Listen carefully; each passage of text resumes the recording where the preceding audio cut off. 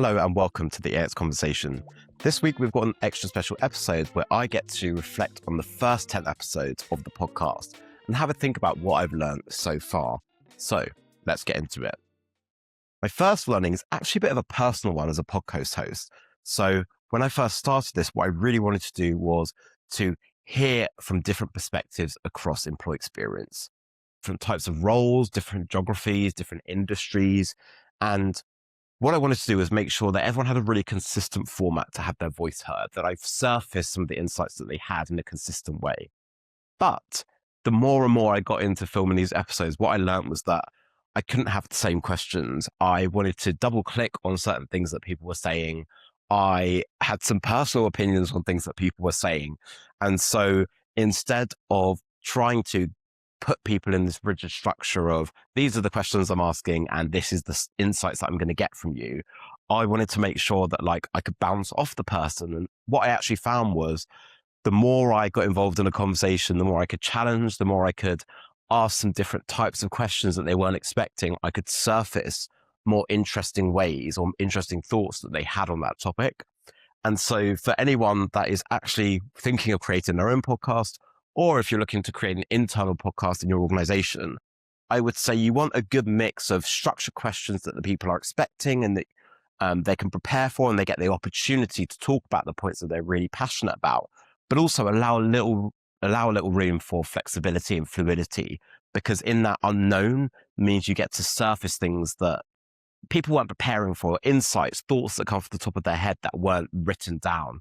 And so I love that, operating in that unknown, bringing in your personality, different thoughts and opinions you have, and working with the guest in a conversational way to put together a podcast that's unique and not cookie cutter. My second takeaway from the EX conversation so far is to be employee first. What I mean by this is I had a few different guests, namely Emma Turner, Chuck Gose, and Laura Kennedy, who all made really strong points about how you should listen to employees and how you should surface and act on their insights. I remember distinctly Emma Turner talking about her research process, talking to different types of employees and teachers, and not going to them saying, hey, what features do you want from your intranet? But going to them saying, hey, what are the biggest frustrations in your workday? Chuck had a really great analogy about working on the manufacturing floor and rebalancing how much time you spent on external comms and funneling that back into internal comms. Also, Laura Kennedy had a great example about how you work with frontline managers to instill communication skills, and that becoming a manager shouldn't be about, okay, now you're a manager, here's all these communication skills, but actually thinking about employees, instilling those communication skills across the workforce, not one time and done, but actually regularly having ways that you instill those communication skills in your employees. And so that leveling up comes across the workforce. So my takeaway there is that actually, when you think about your employee first, not thinking about just your aims or the organization's aims, actually, you can meet some of those big aims that you're trying to reach for the organization just by trying to understand the employee a bit better in a deeper way. My third learning so far from the EX conversation is that if we really want to see success with AI, we have to have a complete shift in mindset. And this was said to me by three different guests with three different perspectives. And that is what makes it so interesting for me.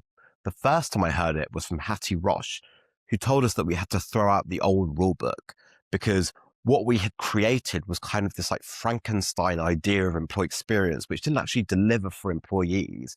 And that actually, if we're going to deliver something that really impacts people, what we have to do is not just look at what we've got today, but throw out that rule book and start afresh. I also heard this point from Dan Lewis. Now, Dan Lewis has started a newsletter for internal communicators all about how they can use AI better.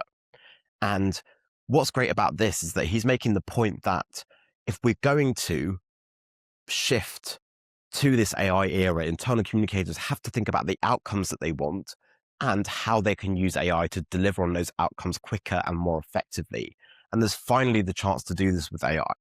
So if you're an internal communicator that feels maybe they haven't had the right resource or the right budget or the time in order to deliver and get the best that they can from internal communications, looking at AI as an opportunity to start again have a bigger reset with AI front and center is something that will really start to add value. And this point also came through from Will Saville, Unity co-founder and leading our innovation unit. What we heard was that AI native is very different to AI bells and whistles that have been bolted onto technology. And so when you're looking to make technology choices, whether you're a HR person, an internal comms person, or an IT person, it's no longer just looking for quick wins, that actually we can re-architect employee experience with AI at the core. And that gives us an opportunity to rebuild employee experience in a new, different way that is 10 times more effective than what we've had before. And so putting these three things together, I find it so interesting that they come from three different backgrounds. But all that they're saying is that what we have to do is stop thinking incrementally and not improve ourselves and our organizations with incremental AI, but actually we as individuals need to have a mindset shift. And we need to instill that big mindset shift in organizations too, if we really want to level up our organizations and deliver for employees. My fourth takeaway from the EX conversation is that the digital front door is back. And it's going to be seen as one of the most effective ways to simplify employee experience for employees and create more frictionless enterprises. This point came in strongly from Susie Robinson, who leads on the Clearbox report. And what she said is that in the industry, we've had that digital front door narrative before, but this time round, it's come back bigger and better. And the main reason for that is that AI allows internet platforms to deliver on the digital front door in a way that it never could before. It can build better integrations that are more seamless and quicker across more systems. And using the internet as the right technology, have a user experience that is something that employees know and love and can actually transform information into action. But this point doesn't just come from internet experts, it also comes from organizations. I know Kim England in her podcast made a big point about using things like Unity Glass to simplify the workday for employees. But also, Kim's role I find so interesting. In that podcast, I learned a lot about her journey from growing from internal communications into employee experience. And that mindset of how do we simplify for employees? How do we look at processes that are broken across different teams? How do I join things across the organization and deliver them in a simple way through technology? And so when I put these 2 points together, what I'm seeing and thinking and hearing is that organizations are using terminology like employee experience a lot more and are trying to simplify it. But that involves bringing different departments together, different technology together, different people together. And of course, to double down on the last point, different mindsets. My fifth and final takeaway from the EX conversation so far is that in amongst all this technology, it's really important that we still be human first. I had some great podcasts talking about the qualities that people need in order to be effective in this new era. Namely, Advita Patel looking at confidence. And she made a great point around how internal communicators are good at what they do. They're experienced. They love what they do. And they know a lot about it. But sometimes what's holding them back in achieving those outcomes is confidence. So how can you look inside, think about your own qualities, and how can you impact an organization by thinking confidence first? And also just owning that, we're good at our job. We know what we do. And yes, a lot of people in the organization have opinions about what we do, but we are the experts and we should never forget that. But also going back to my very first episode with homegrown Jenny Shires, and I asked her whether she's gut instinct or data-driven, expecting her to say data-driven. And she told me gut instinct because she has built up experience. She's built up knowledge in different organizations, working with different people. Instinctively, she knows a lot of the time what the right thing is to do. That doesn't mean that data doesn't have its place. Often you have to prove yourself out with data, test different things to show that it is the right decision. But when I put these two episodes together, I can't help going away thinking, let's back ourselves. Let's be really confident about who we are.